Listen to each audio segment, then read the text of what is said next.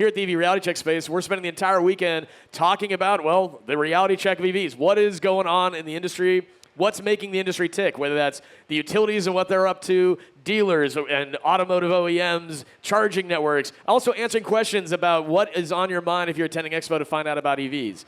My name is Matt Teske, and I'm the founder and CEO of Chargeway. It is the best EV charging mobile app to download. If you own an EV or if you're shopping for an EV, download the Chargeway mobile app today on iOS and Android. Plan road trips, find charging. It is the easiest thing to do to use charging. And every city I'm in for the EV Reality Check, I'm always joined with a partner in crime. Here in Seattle, it is Dan O'Shea. Dan, what's up? Hi, everyone. Yes, I'm a local Seattle resident for many, many years.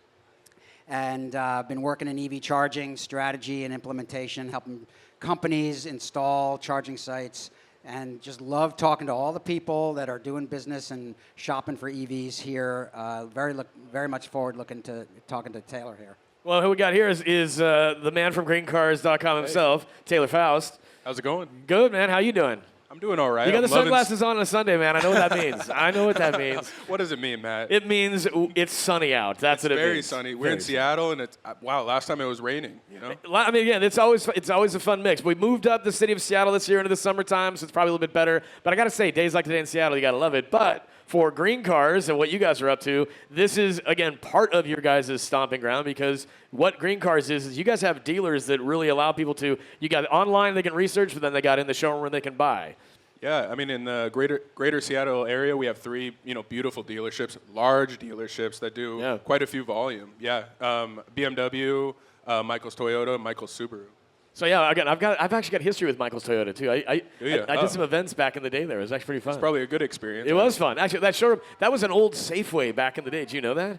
I did not know back that. in the way day. Like you look at it, which, Michael's Toyota. In Bellevue. In Bellevue. Oh, yeah, okay. Yeah, and you walk in, you wouldn't know it, but someone there told me one time, you know what this used to be? I was like, no, but now I know. So, but beautiful showroom. Again, all the things that we're talking about, though, for the showroom experience, it starts online with GreenCars.com for the effort you guys have made to say, okay, this is a place where once you've gone to Expo, you've kind of got your test drives in. If you want to know more info, they can go to GreenCars.com. What are the features on there? Yeah, I mean, you can find the largest charging network, so ChargePoint's charging network. You can also find an incentives tool, a matchmaking tool, and the largest selection of EVs used in new hybrids, and just a plethora of information, reviews, and what we had to do back in 2019, 2020 is come up with a concept, or at least a website that hosted all the information for our dealers. So we're backed by 500 dealerships internationally. Everyone was coming to us saying, hey, what incentives apply for this customer? How can we make the customer experience even better? Came up with GreenCars.com for our internal network, and then now we're moving it out to the external. I think that shows the progression of the maturity of the market. First of all, you have used EVs, which is a great opportunity for many people who are going into EVs for the first time or buying a second car that can definitely be electric. But the fact that there's like a clearinghouse for all this information from the types of vehicles and incentives, because it used to be that someone shopping for an EV would walk into a dealership and they would know way more than the people in the dealership. And I'm talking early days, like 2012 to 2015. You're not lying. Yeah. And so this is really good to see that there's a big, cross-country effort to educate the dealerships, give them the most current information to help people make the decision. Yeah, and you're not talking just sales reps. You're talking about technicians. You're talking about the sales managers. We have an internal e-commerce site called Driveway. Those people need to be educated as well. They're talking to the customer one-on-one. They need to know the incentives that apply, the maturity of the charging network that's close to them. There's a lot of different, interactions that we need to at least have an answer for. Well, and again, it's not here at the show. We've got the reality check space. You guys also have your own space as well. So it's a combination of you have an online tool, but then here at the show, what's going on in your guys' activation when people show up at the GreenCars booth? Right. So obviously Volkswagen isn't here. So we wanted to bring the VW Buzz. We wanted to showcase that. So we have that in the other booth. We had the Subaru Solterra yesterday in that same booth, and then we also have the the BMW plugged in. But we're trying to show diversity at Electrify Expo. Not all manufacturers can make it. That's all right. But at least we can help the bottom line and show that these vehicles, every manufacturer is leaning in on it. Well, as you said, diversity matters, though. It's one thing that, again, having access to multiple dealers around the country. You guys are in every city, not just in Seattle. You guys go with the entire tour, and you can tap into that dealer network to showcase what's available, again, right there on the ground in each city that they could reference through GreenCars and then find in a showroom. Right, and I had the opportunity to bring 3 interns with me on this trip to help out, and one of them leaned over and said, "There's a lot of people here. There's actual interest." And I said, "Yeah, exactly." Yeah, exactly. It's like, that's the point. That's the point. I think the cool thing about what we're seeing is, I mean, especially cities like Seattle and the state of Washington. Again, again, you've been here for how many years now? 30. You saw years. Nirvana live In a warehouse. You did. No, but that being said, it's like this is one of those cities that was kind of a first mover type city. But as a state, we talked to a lot of people yesterday about what's happening. We get boots on the ground, front lines, not just on the car sales side, but also on the supporting infrastructure side, the policy side. It's interesting to see, as your interest describing, like, man, there's a ton of people here. Like, there's a lot of interest.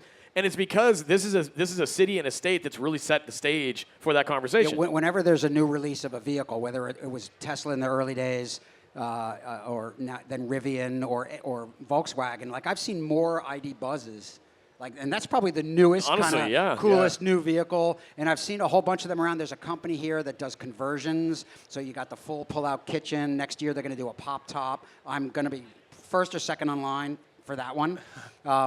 And it's really an early adopter town. And you see the new stuff driving around really before it's almost anywhere else. Well, yeah, car culture-wise, I mean, I grew up in California, and it's kind of a different feel. The car culture up here in the Pacific Northwest, a lot of it's based on, again, outdoor experiences, all-wheel drive, things of that nature. Brands like Subaru have had a lot of success in the Pacific Northwest. Yeah, correct. But you also have a lot of history to, again, the types of vehicles that have come throughout the years. And you mentioned the ID Buzz, for example. That, as you said, I've already seen a ton of them in this area as well, because there's a heritage to that even in the Pacific Northwest. This is pre-Subaru days. This is back when like Vanagons and camping was like the thing. Yeah, there's a whole culture here, and it's around the country. But here, there's at least 2 companies that do the old Vanagon and Volkswagen conversions. They keep up these vans from the 70s that you can rent and drive around the state. There's so many places. I've done it myself, where it's super cool. And then there's a couple that now have converted electrics. And so I've done an electric camper van tour. So just so everyone knows, you can actually have a battery-powered camper van. I drove it all the way around the Olympic Peninsula for 4 days. I stopped at one public charger. But when you pull into like an RV spot, there's a 50 amp. Sure, yeah. Again, it's the OG camping way of doing it. And like we were talking to Anchor yesterday about the quiet, like no generator. Yeah. Well, you've got that in your EV. So whether it's a Subaru that you can sleep in the back of, or you carry a tent, or some of the ones that have the tent setups in the back of the pickups, like camping with an EV you can do that today. Well, go ahead. No, and I mean, we own Airstream stores as well. And so we see technology coming through. They have the new solar items coming up for the roof, But we're all trying to figure out, and maybe you guys can answer this, the towing capacity when it comes to like the Ford Lightning. Is it suitable yet? What are people seeing? I mean, there's people that I've got friends that have F-150 Lightnings, for example, and they've towed just everything from horse trailers to just trailers with a lot of weight in them. I think the reality of it is there's no free lunch when it comes to energy. So if you're towing with a gas-powered truck or an electric truck, you're going to have that range loss. I think the reality of it is that a lot of the vehicles that are coming to market right now, we've really answered the question for light-duty vehicles, small sedans, small SUV, CUV, larger SUV. Along those lines, we've got the answers for where the technology is. I think that the expectation for where the range is, the latest vehicles we've seen coming out from like Chevrolet, for example, with the Silverado EV and the GMC Denali EV, the Hummer EV. They have large batteries, but they do have, the Silverado has it's almost 500 miles of range. Yep. So if you see reduction in trailering that way, you're still getting like 250, 300 miles of range on a tow if you're towing some weight. So we're getting there. I think that it's like an 80% use case right now for the truck side, maybe 90%. But again, for small light-duty trucks, not trucks, rather small light-duty SUVs, the answer's there for EVs. So I think that's an energy density question for the battery packs and getting that range up there a little bit still. I think you have to look at how far you're actually towing your thing. Like if you're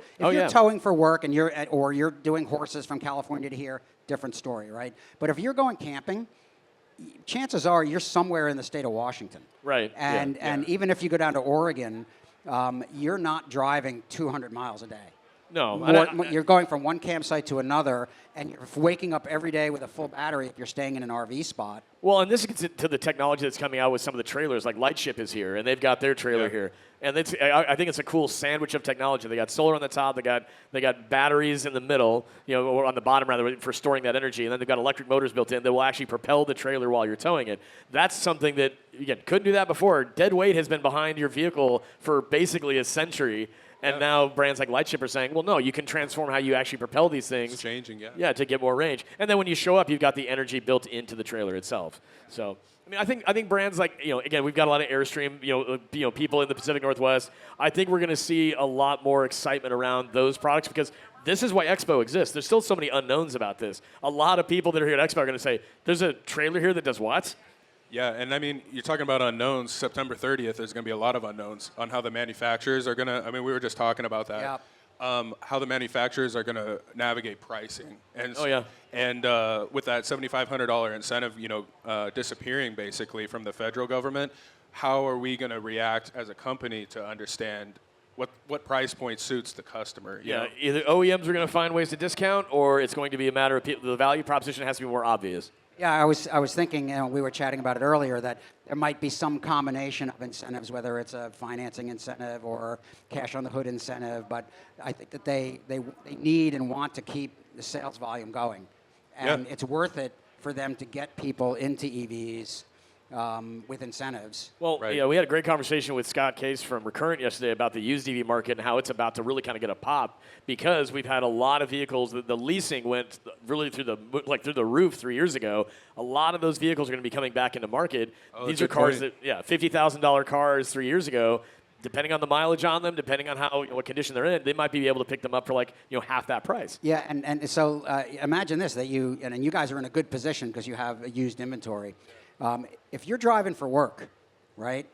I think the federal payback for mileage is it now 70 cents? It's pretty high, if you're doing by mileage. And your cost for driving electric is 2/3 lower than that easily. Right. Yeah. Easily. So you're actually kind of making money. Yeah, I was gonna say you could get a lot back off of that. So if you want to do your total cost of driving or whatever acronym we want to come up with, and you drive for work, if you're a salesperson or you're doing any of that kind of stuff, it's really worth crunching that number. That's a really good point. I mean, if you're an entrepreneur, if you're someone who can write off your mileage in any capacity, if you're writing off mileage, not expensive fuel, then all of a sudden that EV becomes a lot more cost effective for you for what you can see back, again, from a tax perspective. So there are so to this conversation, these are things that, at a showroom, these are tools that you guys can deploy not only through GreenCars, but also, again, in how you talk to your sales reps.